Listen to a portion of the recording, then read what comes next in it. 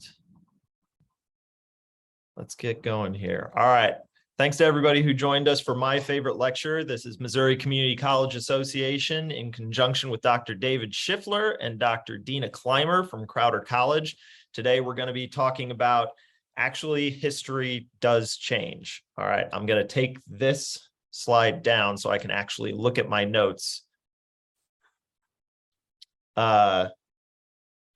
So for those of you where this is your first time with us on My Favorite Lecture, this is a lecture series that's designed to highlight the work of our talented educators around the state, discuss important and relevant topics, both in higher education and in society on a wider view, and let our MCCA community learn more about what our colleagues around the state are doing.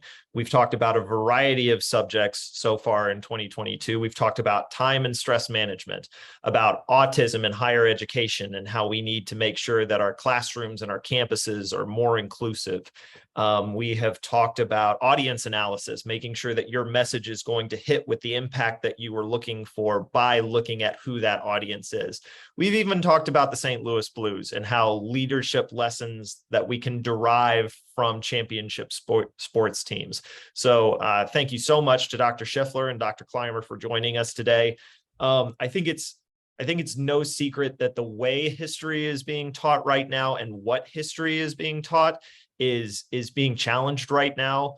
And I think that can be a good thing or a bad thing. I think most researchers would agree that if you're going back to the source material, if you are considering new evidence and you're challenging previous interpretations, that can potentially be a good thing. But going back and rewriting history to fit an agenda, regardless of objective evidence, is much, much more likely to be problematic. This is sort of a tangential issue to what Dr. Schieffler and Dr. Clymer are going to be talking about. But when we had our conversations, I just kept coming back to a New York Times textbook analysis that they did back in 2020, where they compared textbooks across state lines. And the difference was remarkable. The textbook companies were basically changing their material based off of what policymakers wanted in those states in order to sell more books. And that's just a disservice to the student. I think most of us can agree that when you are taking out or putting things in based off of trying to sell more books in an educational setting, that can be a real problem. And that investigation was published a full year before, for instance, critical race theory became such a significant political wedge issue and such a significant public consciousness issue. I'll throw some of the links of that into our chat here, but I'm going to turn it over to Dr. Schieffler and Dr. Clymer. We want this to be as interactive of an experience as we can get. We want folks to engage. I am going to be muting myself and turning my camera off, and I'm going to be off to the side monitoring our attendee list to see if anybody raises their hands or asks to go off of mute or anything like that. But I'd also encourage you to throw some comments into the chat if anything comes up. And hopefully that fosters a really good discussion. So without further ado, Dr. Schieffler, Dr. Clymer, take it away. And thank you very much for being with us today.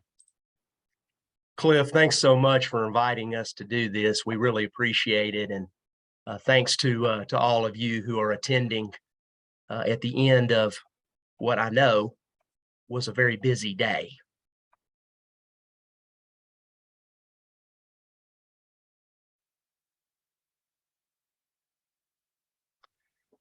So as we all know, the COVID-19 pandemic has revealed a number of problems in American society, including widespread public distrust in medical science. Since the spring of 2020, numerous Americans have expressed confusion and in some cases anger in response to epidemiologists' changing recommendations about social distancing, about protective masks, and about booster shots. As a case in point, I want to show you part of a conversation that occurred last fall between CBS Morning's anchor Gayle King and Dr. Ashish Jha, who you see pictured here, Dean of the Brown University School of Public Health. As you're about to hear, Gayle was frustrated about disagreements in the scientific community regarding who should get a booster shot. It's tricky, Dr. Jaw. It's frustrating and, dare I say, a little annoying. Is it very common for the science community to disagree? It is common, actually, Gail. You know, what's funny is most people don't pay attention to us when we disagree with each other, and it just happens to be in a pandemic. You're seeing it all spill out into the open. But this is science. You know, reasonable people can look at the same data and come to slightly different conclusions, or sometimes very different conclusions. So I don't know about you all, but my experiences over the last couple of years suggest that Gail King's ignorance about the way science works is actually quite common. Although a multitude of factors have contributed to the public's confusion during the pandemic, a big one, I think, is a general lack of understanding about the way scholarship works. Unfortunately, it seems that a significant number of Americans don't know how knowledge is generated. More specifically, they don't know that scholars are in the business of collecting evidence, formulating arguments based on that evidence, engaging in interpretive debates, and then regularly revising their interpretations on account of new evidence or of new ways of looking at old evidence. Well, what I'd like to suggest to you all this afternoon is that college instructors, especially history instructors, can and should routinely teach this principle, this foundational principle of academia. And I think we should do it more specifically in our introductory courses. And I want to offer one way that you might do so in an introductory history course, where I just think it's especially important to introduce our students to the idea that scholars disagree. By analyzing 3 different scholarly views of slavery in the antebellum US, a subject that many students mistakenly assume is both static and self-evident, I think that students can see that history, like most academic subjects, is an interpretation of evidence, and as such, that it can and often does change. Now, in the spirit of showing rather than just telling, what I'd like to do is spend the remainder of my time actually demoing the lesson that I use to teach this. And what I'd like for you all to do, if you're so willing, is to participate as if you were students in a virtual classroom, participating in the chat. And if you feel comfortable doing so, unmuting yourself and participating vocally when it's appropriate to do so. So we'll transition now. I'm going to morph into instructor mode. Apologies in advance if I seem patronizing. I promise I do not intend for that. But I think that this is a good way to show you what I'm trying to get at here. So, students, today's lesson is entitled, What is History? Before I tell you what I think it is, I want to begin with a poll to try to get a sense of what you all think it is. So if you would, on your electronic device, please navigate to the website, the URL that you see at the top of your screen, and I'll give you just a moment to do that.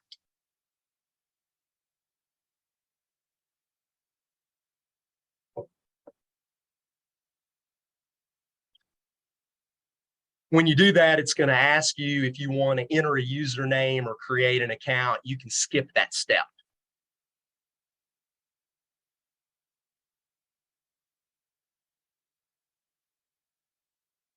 And when you are given the option to answer the question that you see on the screen, go ahead and give it your best shot.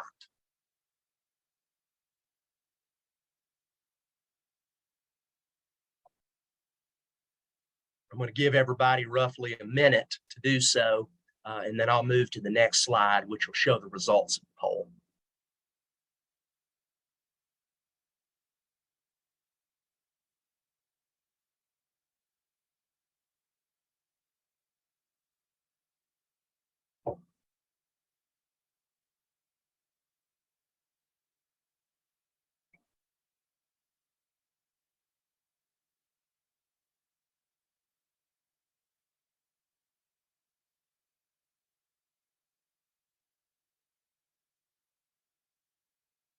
The number of results is rising rapidly.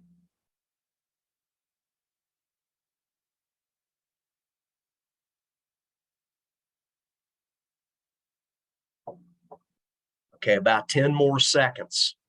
Make your choice if you haven't already done so, please.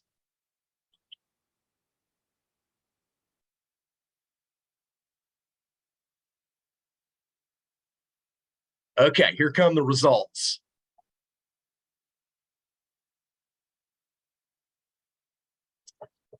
Okay, I am not surprised that the winning vote is B. You've probably heard that your entire life. It probably gives you flashbacks to your high school history class. I see that some folks are chiming in. Our percentages are changing. Several of you think that history is something that changes. That's interesting. And then a number of you think that it repeats itself. Okay, now that I see what I'm working with, let me explain to you what I think history is.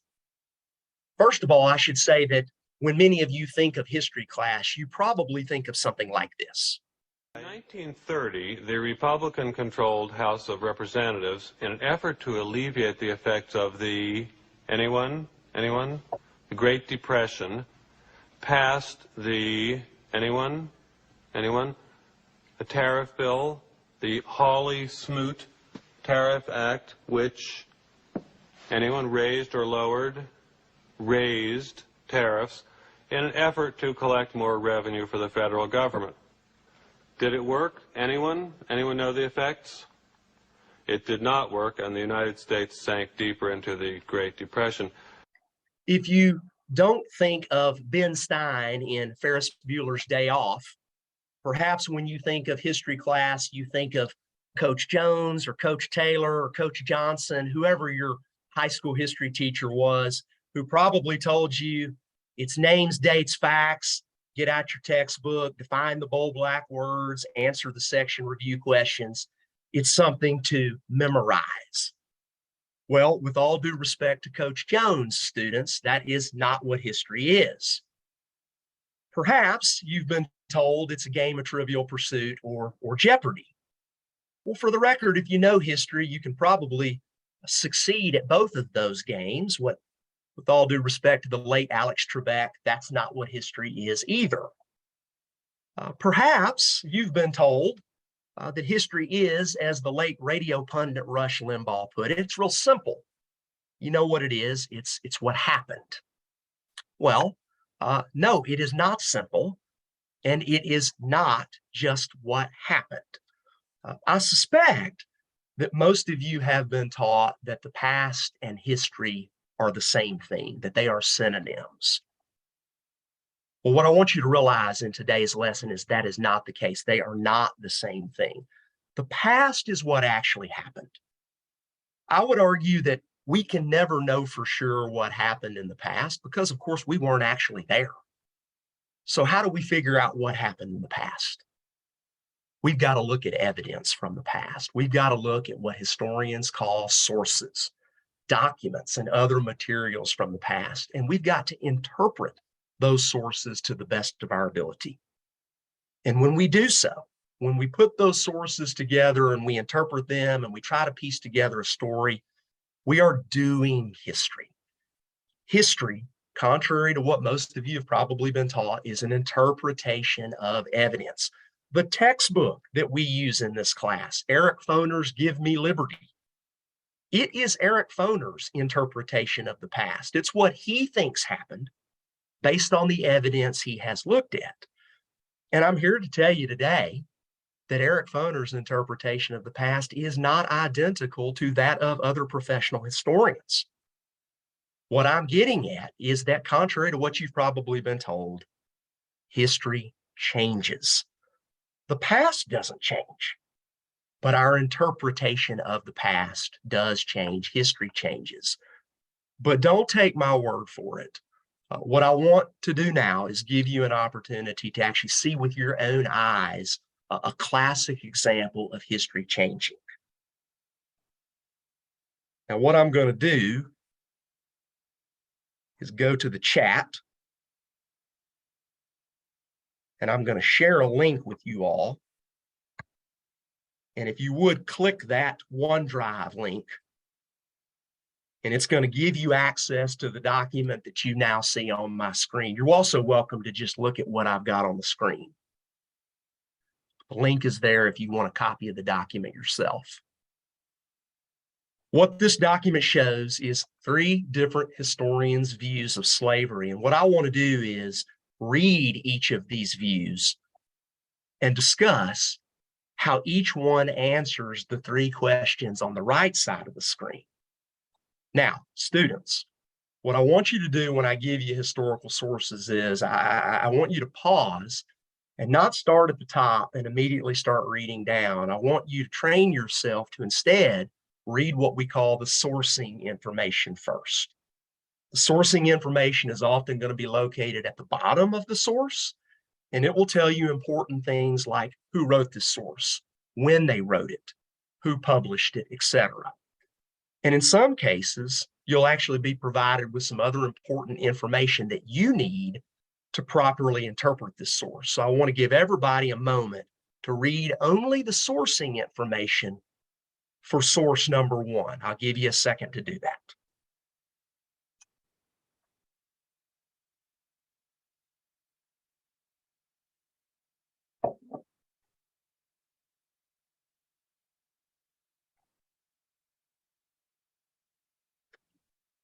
Okay, as we can all see, source number 1 comes from a book published in 1959, pretty dated at this point, but a book worth reading nevertheless, written by a historian named Stanley Elkins.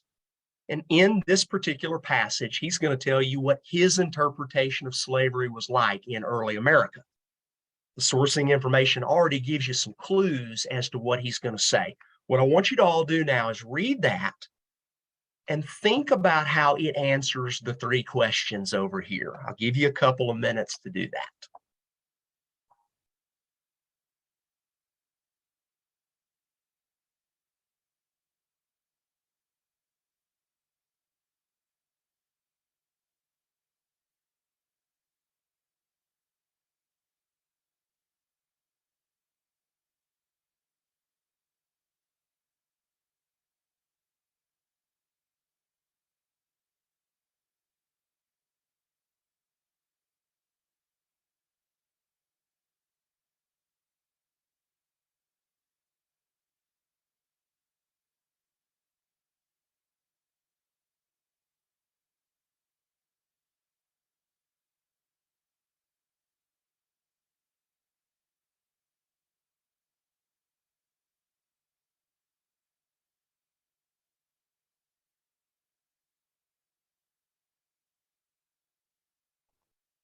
Okay, whenever you're ready, let's go ahead and discuss your answers to question number 1. Feel free to unmute yourself if you'd like to vocalize your answer, or if you're more comfortable answering in the chat, that will work too. I'll give you a couple of minutes to share out your answers whenever you're ready, just to number 1.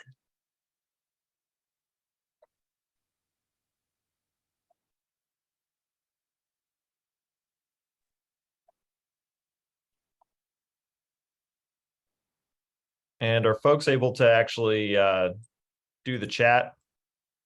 Received a message that it looked like chat was disabled. That's certainly not a setting that we would have done on purpose. I did put a message also into the regular chat. Sherry, I just allowed you to talk. You're muted currently, but feel free to go ahead. Oh, I was just going to say that the chat is disabled. Oh my goodness, what are we doing, amateur hour? Come on now. All right, I apologize for that, Sherry. I'm going to start looking into it. I encourage y'all to go ahead and raise your hands if you'd like to contribute. I know that chat is a little bit easier than raising your hand and speaking to the group, but feel free. Hey, Cliff, I just appreciate part you. out. I appreciate you shaking things up a little bit. This will work well. We got to be vocal. Yeah, right. Dr. Schieffler, the 2 messages that you sent within the chat, I'm guessing you meant to send that out to all of the participants, but it looks like it only went to the 3 of us. So okay, let me try that again.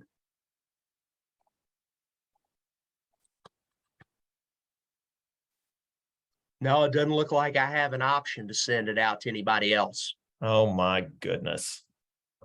I apologize, everyone, while I figure this out. Hey, that's okay, Never done Cliff. this for us. They can read this on the screen, and then we can find a way to send them the document digitally afterwards, if they want it. Yeah, we will be posting this both to YouTube, and we'll be sending out slides and whatnot to everybody. So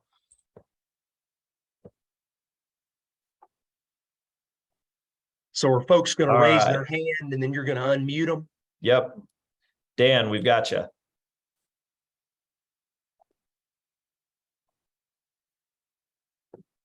Looks like you're still muted, Dan.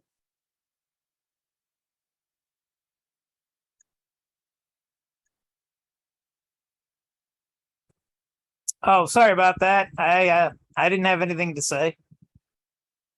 Let me lower my hand.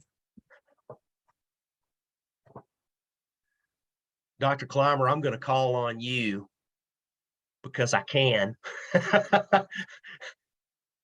Number one, how does Stanley Elkins depict the institution of slavery? Something brutal, something tame, something in between?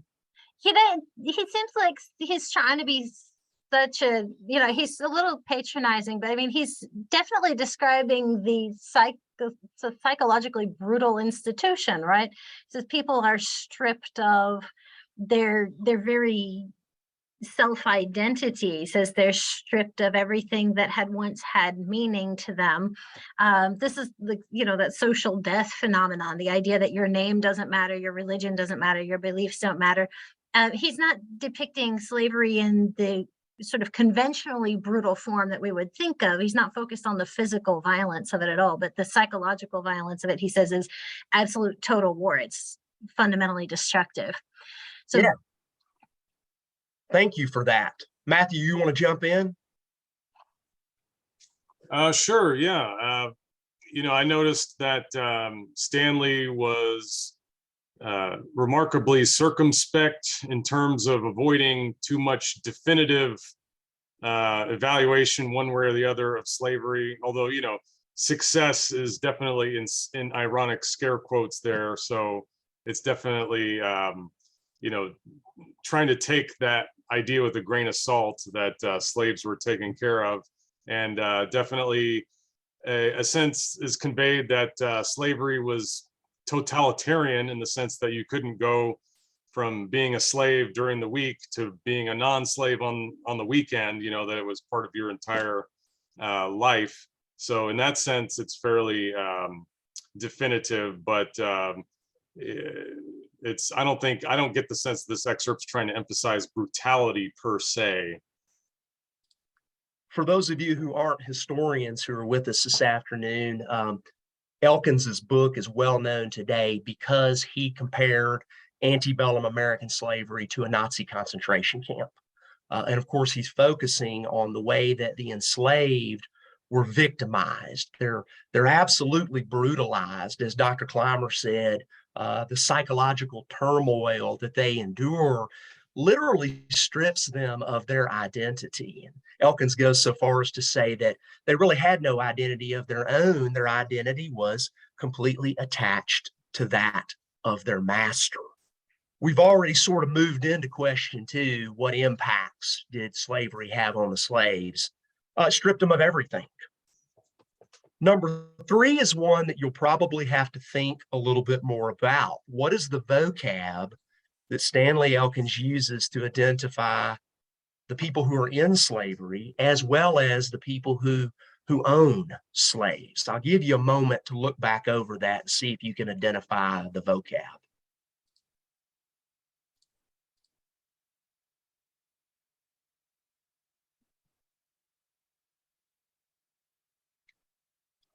Okay, I'll ask the question. First of all, what does he call the people who are in slavery? What terms does he use?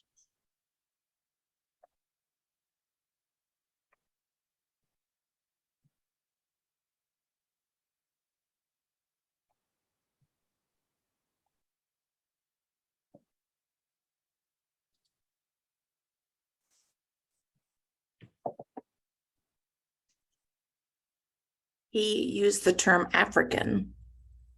Yeah, where are you seeing African, Angie? Second sentence, we may suppose that every African who became a slave. Yeah, okay, so he's acknowledging that they came from Africa, which we know many of them did. What else do you see him using to identify the people in slavery?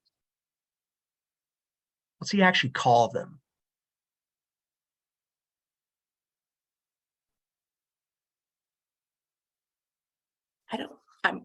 I'm skimming it, so I think maybe I don't see that he calls him anything. He just refers to him in the male gender. Yeah, that's a good observation. He's got some gendered language here that definitely reflects when this book was published. Helpless descendants. Does he use the term slave? I don't think he does. Once. I see once. Down in your source, he calls them Sambos. Sambos, okay, which we know is a pejorative term today, but it reflects his interpretation of what he thinks slavery did to the slaves, right? It turns them into childlike, mindless people who have no identity of their own. It's that brutal. He uses the term helpless dependence. If you think about it, that also reflects his interpretation of slavery. What about the vocab that he uses to refer to the owners? Does he call them slave owners? Does he call them slave holders?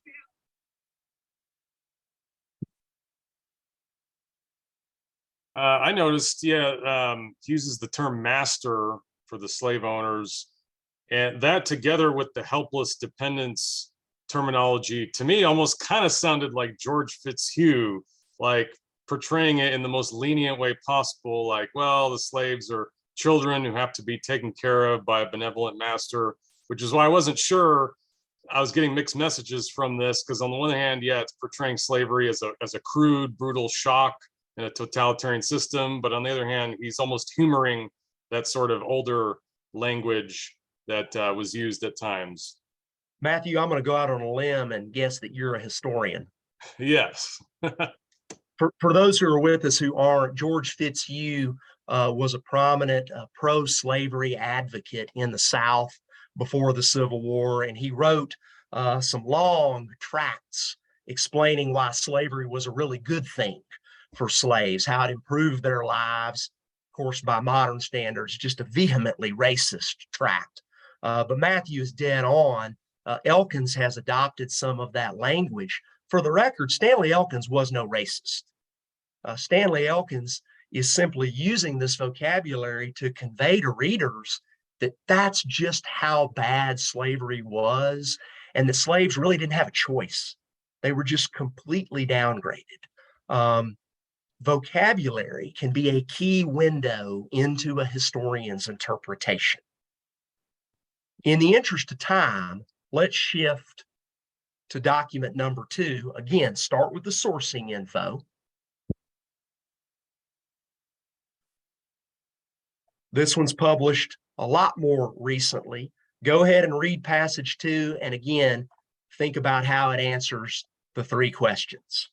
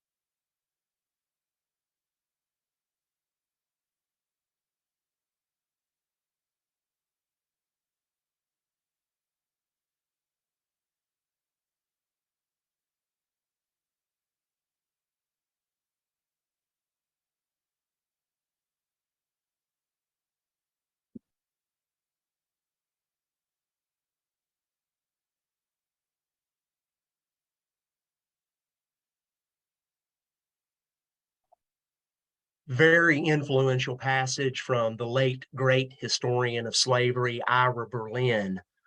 Let's get into the questions. How does Ira Berlin depict the institution of slavery as brutal, tame, something in between?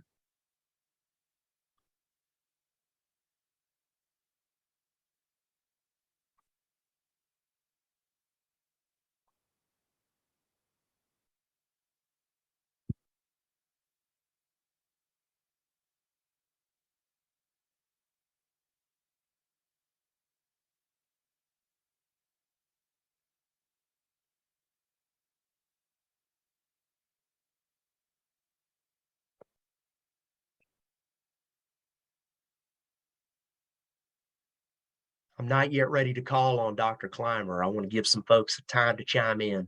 Okay, and amateur hour is over, everybody.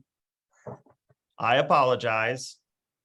For whatever reason, Zoom has changed its settings to in webinars, it just, I guess it must default you into disabling the chat because our settings certainly weren't set to that as far as I could tell. Anyway, chat is enabled. You can chat. You can send messages to everybody. You can send DMs if you need to. You can send messages directly to the panelists. We have all of it. All right. Sorry about that again.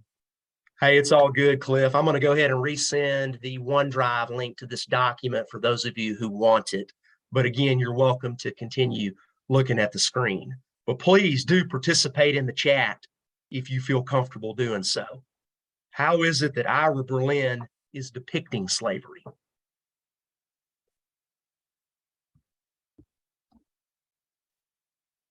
Yeah, Sherry, great observation. Somebody else want to weigh in?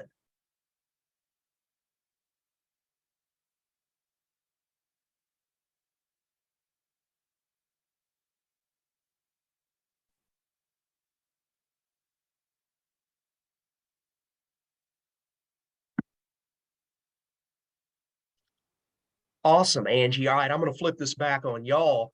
How is it that he is describing the enslaved reacting to the institution? In other words, what's he saying about these people?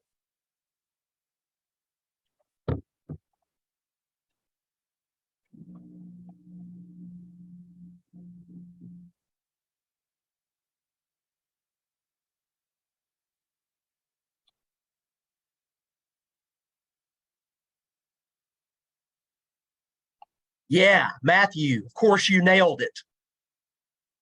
Sherry, I don't know that he's looking at the facts from a different perspective. He may also be looking at different facts. He's going to have evidence available to him in 2003 that might not have been available to Elkins in 1959. He's also approaching this from a different perspective too. You may be on to something there. And then Angie says, while they were powerless by the situation, they still overcame. Okay, y'all are really hitting on what I hope students will grasp, which is that in Ira Berlin's view, slavery is brutal. In fact, he thinks it's just as brutal as Stanley Elkins suggested it was. Now, he doesn't compare it to a Nazi-style concentration camp. He doesn't refer to the enslaved as being turned into helpless dependents. But clearly, he thinks the institution is brutal. The difference between these two passages is their answer to number two. They disagree on how the people in slavery responded. As you're all observing, Ira Berlin thinks that the enslaved pushed back. They weren't allowed to build families. They did it anyway. They weren't allowed to establish churches. They had their own independent religious life, and so on and so on. They pushed back. Now, I often ask students, violating the fourth wall here, I often ask students to explain this sentence to me. Berlin says scholars depicted them, meaning the enslaved, as socially dead, absolute aliens, genealogical isolates, unreflective sambos. What scholars is he talking about? I'd like for y'all to answer that in the chat or vocally.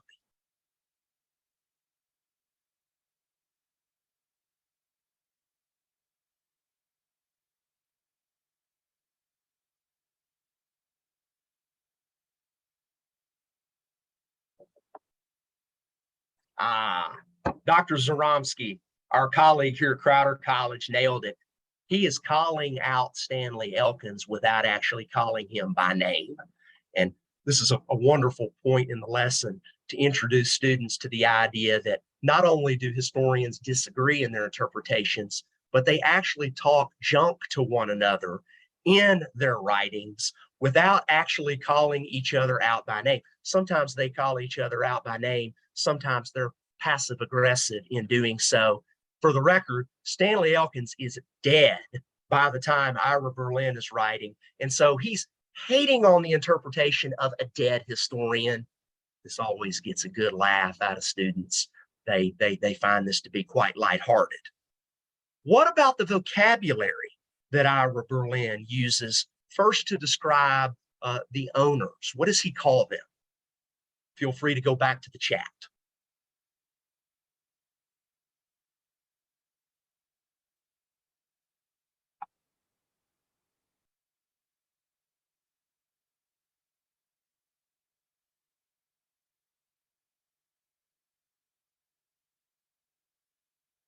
What vocab does he use to describe the owners?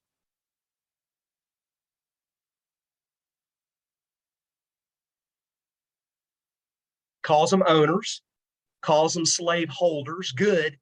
Do you see the term master in passage number 2?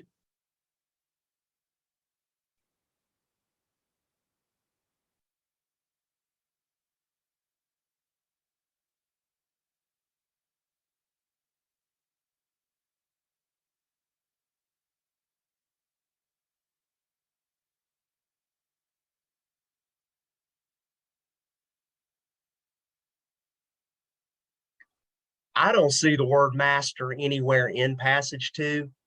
Why would he not use master? Why would he instead use slave owners or slave holders? Join the chat, please.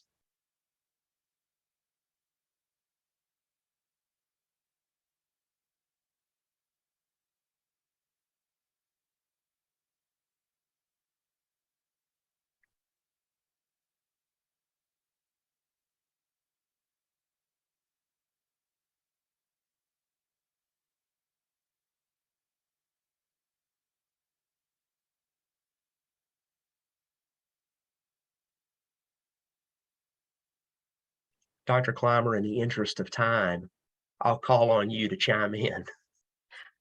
You know, brevity is not my gift. I think Sherry just got it. She saved you. Yeah. Thanks, Sherry. Does Ira Berlin think that owners had mastery over their slaves? The answer, as you're all picking up on, is no. No. And so he deliberately chooses to avoid using that word. Once again, vocab is often a powerful window into a historian's interpretation. What about what Ira Berlin calls the people in slavery? I invite you to come back into the chat with your answers. What vocab does he use?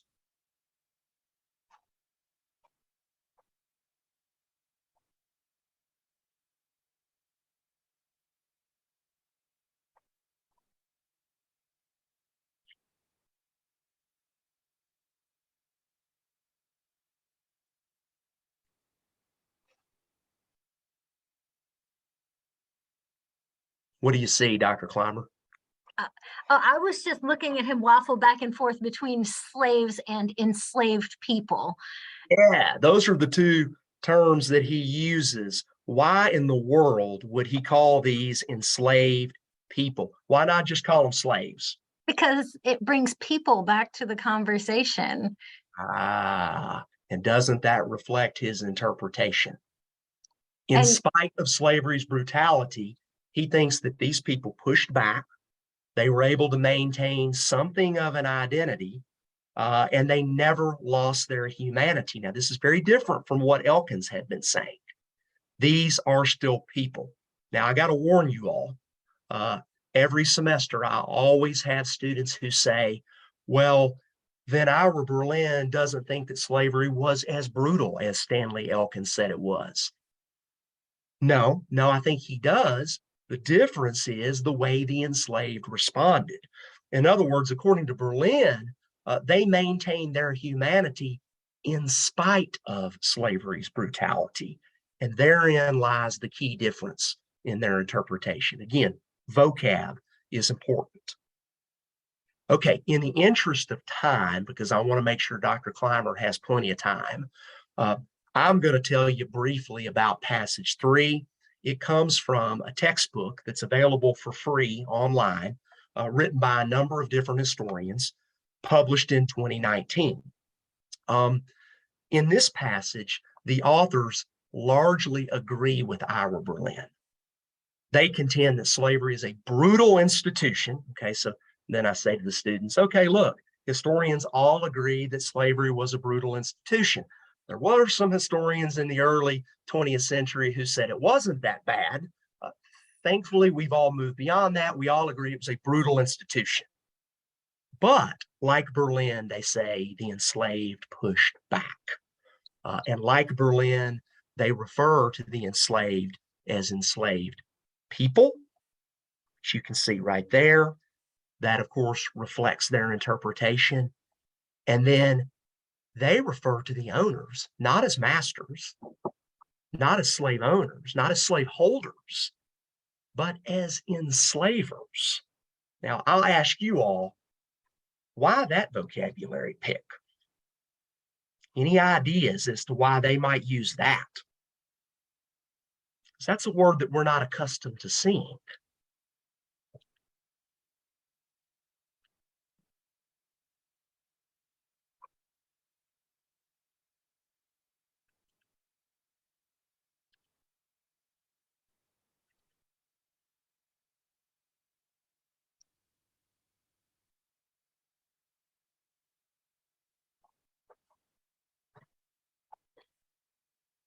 Okay, Sherry, I think you're on to something.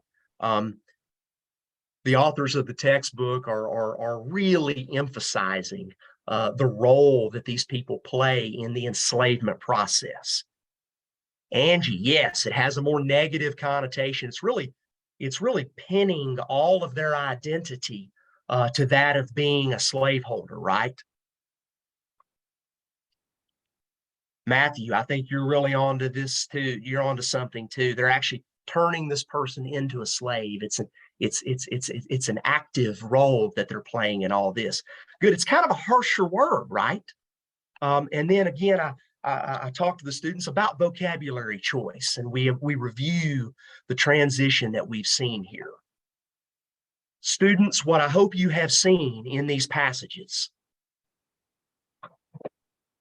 is what the great French scholar Marc Bloch said was an endeavor toward better understanding. It's a thing in movement. You have seen that history changes. You have seen that history is founded upon opposition between generations of scholars. Scholars like to argue with one another. What you have seen is that history is not rote memorization, as you probably were taught in high school. Rather, it is a way of thinking. We then take the poll again, and I won't make you all do that again, but as you might guess, in the concluding poll, virtually everyone chooses D. In the introductory poll, the vast majority of students pick B, some pick C, very few pick D. At the end, they almost all pick D, and then I'm like, okay, good. They actually got what I was trying to teach. Concluding remarks before I turn it over to Denna. Let me reiterate, I truly believe that if we as instructors, if we as scholars would do more in our classes, including our introductory classes at community colleges, if we would do more to show our students how the sausage is made, how history is made, and how scholars disagree, I truly believe that we would be better equipping the public to dealing with scholarly disagreements that they see on TV, to equipping them to be prepared for the inevitable disagreement that scientists have about things like the COVID pandemic. I think we'd all be in a better place if we would do this more often. And with that, Dr. Clymer. Well, Dr. Schieffler, thank you for that. I really appreciate it. I don't know what there is that I can do or say to follow that act, guys. Thank you so much for being here. We appreciate it. I know it's an afternoon, it's early in the week. It's not exactly Monday, but it feels close to it. I'm going to go ahead and share my screen over here. And my role in this is certainly more modest than Dr. Schieffler's. This is his project, and he's been remarkable in rolling this out in his classrooms. I'm sure we would love to welcome you to come and visit Crowder and sit in on a class if you would like to see how that works in person, but it is phenomenal to see his students actively engaging and speaking up in class. So what I'm here to really sort of add to the conversation is just how we take this same concept, this idea of an interactive learning process that emphasizes the disputes in history, and, as to borrow from Dr. Schieffler, to analyze how the sausage is made. How do we take that into an online environment? Because we've all been, I think, in an online instructional environment in the last couple of years, whether we intended to be or not. We have found that that is a space that we may be thrust into, and it has its tremendous advantages. So I'm just going to share with you a few tools and a few strategies that I have used to take this same system into an online environment, and I've had some modest successes with. And I guess the first thing I would have to say about bringing this or anything into an online environment is you're taking it into a different space, and your methodology would do well to change. And that doesn't mean that your methodology has to change. I've seen a lot of people take what they do in the classroom and just slap it into Blackboard or slap it into Canvas, but this is an opportunity. When you put students in an online environment, and specifically in an asynchronous online environment, you can give yourself some opportunities. And I think it's ideal for this type of instruction, really, to leverage those opportunities and help students actually do more analysis than they can do maybe in a classroom on the fly. Because if a webinar full of fully credentialed college instructors are nervous to speak up, you know that our 18-year-old freshmen are just as nervous. So quick advantages to this: quiet students speak up in an online environment, so much so that I have taken some of these assignments and placed them in my traditional face-to-face classes. I've slapped these assignments into Canvas and said, you guys, you have to do this. And I've been really surprised to find that, and we've all had them, right? There's a sleeper in the back of the room who makes good eye contact, and they seem to be engaging or paying attention, but and by sleeper, I just mean like not literally asleep. You don't know until the first exam or their first paper that this scholar is a genius, because they don't say a word. This allows those people to engage in a way that doesn't necessarily push them to violate their comfort zones. The quiet students speak up. There's an amazing range of available resources in an online environment. We know students look stuff up online. We know they Google stuff. They'll do it in class if we let them. And that doesn't necessarily have to be a bad thing. When we're talking about disputes between scholars and disputes of information, that's something we want to see. We want our students to engage. They have a lot more reflection time. I think a lot of us scholars, if we had been given 10 minutes to think about what we were being asked to respond to in Dr. Schieffler's session, would have come back with something to say, but off the cuff, on the fly, we're very much nervous about being wrong. That reflection time can allow us to produce quality responses that we're comfortable with, and also give us time to refine our responses if the first thing out of our mouths doesn't necessarily capture our meaning in the way that it should. And if you're like me, you do that in class on a regular basis. So the first thing I'm going to show you is I've got a couple of tools that I use to facilitate this. I use perusal.com, and I'm just going to switch my slides right quick so you can see Perusal. Back when we were having chat trouble, I was going to give you links, but I just went ahead and created some QR codes so y'all could access these things in case we didn't get the chat running properly. But let me just grab a different share here, because I have my Perusal. I say that you can see all the stuff I've got up on my screen. Let me see if I'm going to be able to even, yeah, that's a thing I'm going to show you later. Let me just stop my share for a second here so I can reorganize my contents and I can show you what I'm trying to show you. Technology is great when you're an old person. So anyway, there we go. So what I'm trying to get to show you here, this is perusal.com. And this is a tool, it's completely free. You can slap your own documents in here. You can purchase codes for textbooks and things like that. The link that I gave you is actually to a YouTube video that walks you through the nuts and bolts of this tool. If you guys decide that you want to try this, you can do that. But this is an assignment that I've generated over this particular issue. I've just come over here to open the assignment. This is my interface as an instructor. I just started with Dr. Schieffler's original document. And this is an environment where students can come in, and instructors can too, by the way, highlight the text, read it, and make comments over here in the annotation page. So these are my instructions that I gave to students. Now over here, somebody very cooperative named Joey the cat came in and made some remarks on our behalf. They just highlighted the passage and asked a simple question. As an instructor, I can come back in and look at this question and I can answer it. Classmates can also see this commentary, and you can highlight the specific content that you want to speak to, and you can ask students to react to it. So this is, the blue highlight is my remark. As an instructor, it's important to prod students, and what you find is in the face-to-face classroom, if they're not getting it, you read their faces immediately. As an online instructor, you got to kind of anticipate that they're not going to know what to say. So I always try to ask some questions, throw out a couple of things that will give students something to start the conversation. Broadly, this feed is going to become like a social media feed, and I just sit back and let them go. And students generally are pretty interactive with each other in this environment. And by the way, this links beautifully with Canvas. It links okay with Blackboard. It links directly with Canvas's gradebook if you want the auto grading features. But by and large, it's a tool that I've found. The reason that I use it and the reason it's important for this kind of interface is because it allows students to discuss the document with precision. They can identify exactly which part they're talking about. So when we get into questions like what kind of language is Elkins using to discuss enslaved people, you could actually come here and highlight helpless dependents and say, well, this is how Elkins refers to enslaved people. And other students can see this and they can respond to that. And students see instructor comments highlighted differently than other student comments. None of it any longer carried much meaning. Who would this carry the most meaning for? And you remember Dr. Schieffler highlighted this date, and he's pointing out the relationship between this date and this interpretation.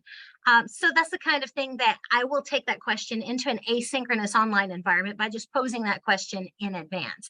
And students have undertaken the time to reflect before they respond. So I get pretty decent reactions back out of this kind of things. So slaves stood outside of history. What does he mean by this? We've always had slavery in my history books. This is Joey the cat responding, of course.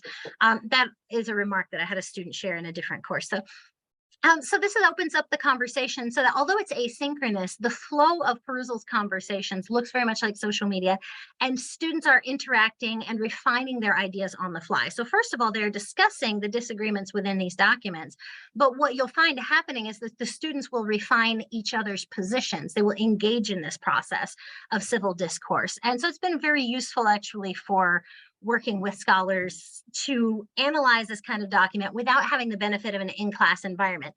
And because of the nature of an online environment, they can't necessarily hide behind each other. In an in-class discussion, you've got six kids doing all the talking, or six scholars doing all the talking. You got at least 5 that wouldn't speak if the building was on fire, and a few others who will chime in under pressure.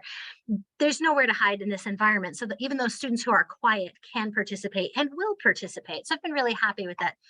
In the interest of time, I'm going to go ahead and show you then how I expand next on this conversation, because that's where this has actually become a great deal of fun for me, at least in particular, is taking this then to the discussion board. How do we expand on this discussion in a way that's meaningful? Well, what I did was take the initial assignment and go to the discussion board in the synchronous environment. And one of the things that I think, frankly, a lot of us do wrong with the discussion board is we ask every student to respond to the same thing. Who would do that? We're not going to go into an in-class discussion and ask 20 students to answer the same question over and over and go sequentially from student to student and ask them all to answer the exact same question.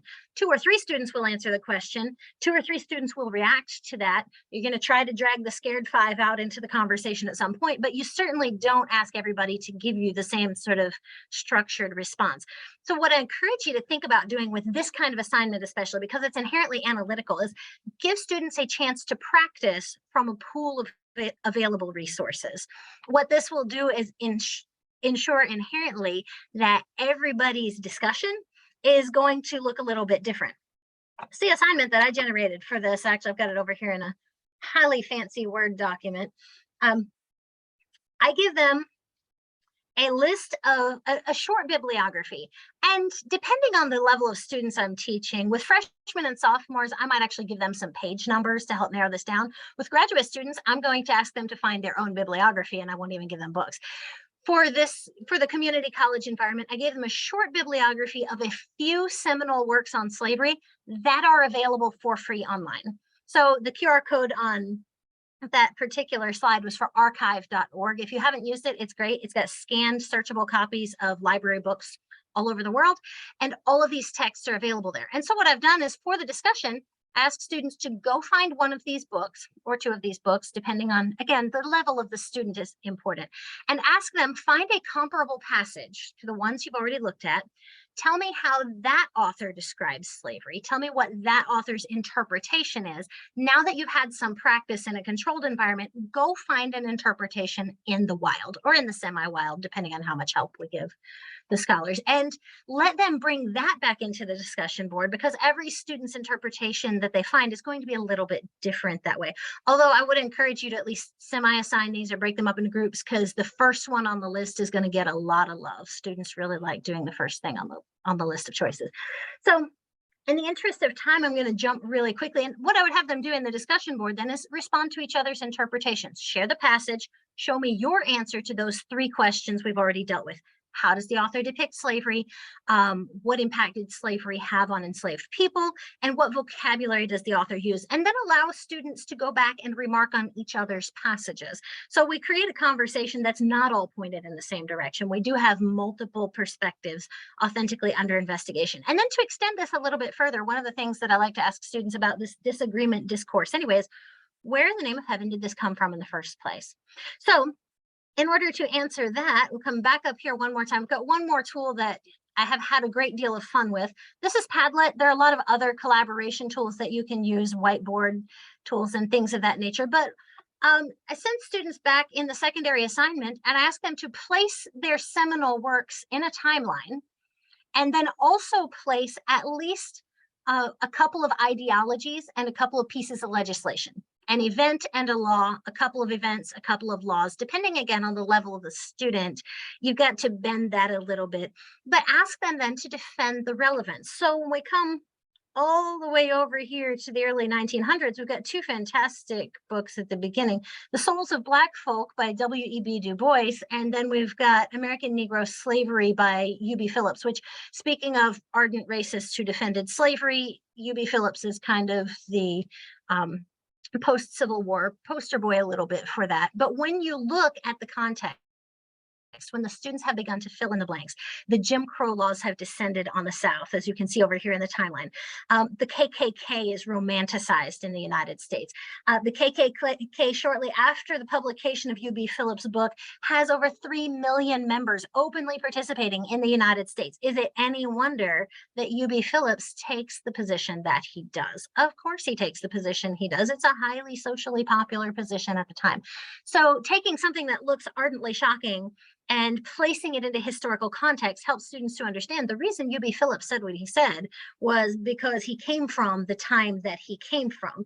And as we fast forward and we begin to find other scholars taking other positions, we also find transitions taking place within society that help to influence what those scholars are doing. Why does U.B. Phillips disagree with Kenneth Stamp? Well, because U.B. Phillips was writing in a period where the KKK was considered socially acceptable and Kenneth Stamp is not. So it's a chance for scholars to begin to analyze what they're actually seeing in history and begin to put together why it is that interpretations exist and what it is that causes those interpretations to be what they are. In the interest of making sure you guys get out of here on time, I think I'm going to let that be what I show you today. But if you have interest in seeing more of this stuff, feel free to shoot us an email, get in touch with us, Denna Clymer at crowder.edu, David Schieffler, both easy to spell, right? We are happy to talk to you guys more about this. Thanks so much for being here. I want to open it up. I know some of you have places to be. We appreciate it. Do you guys have questions for us?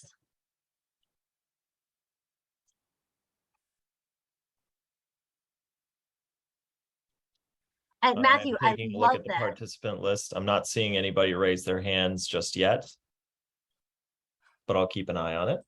And Matthew, I love what you're saying here about introducing the idea of historiography early to freshman students. I think that's one of the beautiful things that's different about college teaching and high school teaching, is that we can begin to show them the nuts and bolts, the theology and the theory that underpins what it is that we're doing. And I think that makes history a lot more exciting. I think students get into it. They buy in a lot more when they understand that historians do not, in fact, agree. And if you see the words historians agree on a document, the two things that are certain is a historian did not write it, and that person is lying to you, because we agree on nothing, ever. We fight. We're a contentious people. Well, I'm glad we didn't fight too much today. Thank you, Dr. Schieffler. Thank you, Dr. Clymer, for all of that. That was really excellent. Appreciate you all. I'm going to throw a few links into the chat for everybody who stayed with us here to the end. I mentioned that New York Times textbook analysis and how everybody goes different from state to state. It's a little bit right there. I'm going to say thank you again to Dr. Schieffler and Dr. Clymer. Normally, this would be the part where I pause and everybody claps and everything like that. And I always feel weird moving right on into the next thing because I feel like I'm being rude, but I want you guys to know how much we appreciated you. My favorite lecture is going to be posted to our YouTube page later this week. All of our My Favorite Lectures are also posted there. So if you need that, there is that link. And then I'm also going to throw in a link just previewing our My Favorite Lecture for next month. For those of you who don't know, there was just a new Missouri law that was passed regarding restricting or banning books. You may be aware of the law. It makes it a Class A misdemeanor to share materials that are deemed explicit with a elementary, middle school, or high school student, regardless of whether you're in public or private schools. This, of course, is happening in the midst of what the American Library Association is going to be a record-breaking year in terms of banning or restricting books. And the association notes that books are already screened for being age appropriate, and book bans often end up disproportionately silencing marginalized or underrepresented communities. So with that in mind, next month, we are going to have My Favorite Lecture is going to be from Professor Chris Otto of Jefferson College. It's going to be on Tuesday, October 11th at 2 p.m. Why I Teach Banned Books. He makes it a point. He is a literature professor. He makes it a point to include banned books in his classes. He's going to be talking about his experience there and also student reactions and feedbacks to being exposed to that kind of material and why he considers it so important. So again, I want to thank Dr. Schieffler and Dr. Clymer. That was really insightful, really appreciated. I hope we have, this is our first My Favorite Lecture, by the way, from Crowder College. I hope that at the end of the day, we're going to get contributions from all 12 of our colleges from around the state, but I was really excited to have some contributions from Crowder College. Again, we're going to have this up on our YouTube page. I can't thank you enough for joining us. I can't thank you two enough for presenting for us. And I hope everybody has a great day. I hope you will come back for Missouri Community College Association's My Favorite Lecture next month. Thank you very much, everybody. Have a great day.